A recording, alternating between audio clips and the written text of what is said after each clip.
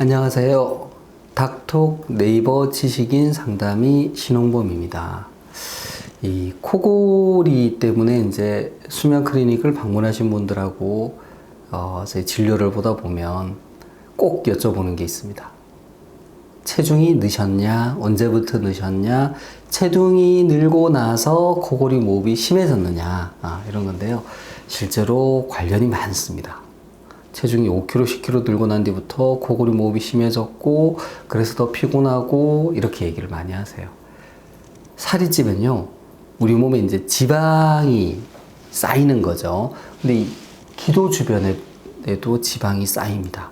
근데 기도라는 건 동굴 같은 그런 구조물이잖아요. 근데 여기에 지방이 쌓여서 안으로 이렇게 지방이 밀고 들어오는 구조가 되는 거죠. 그러면 코를 골고 숨이 막히기가 더 쉬워집니다.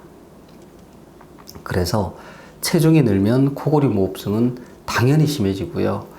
체중이 줄어들면 코골이 모흡증은 좋아집니다.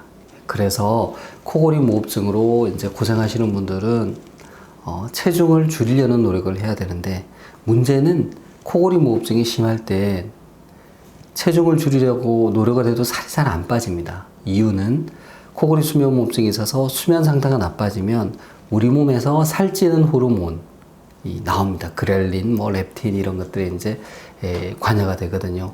그래서 정말 물만 먹어도 살이 찌는 상태가 됩니다.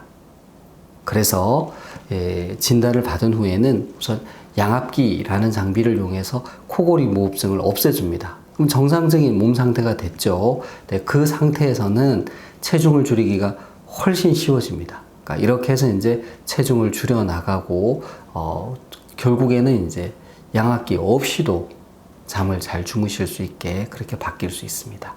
이상입니다.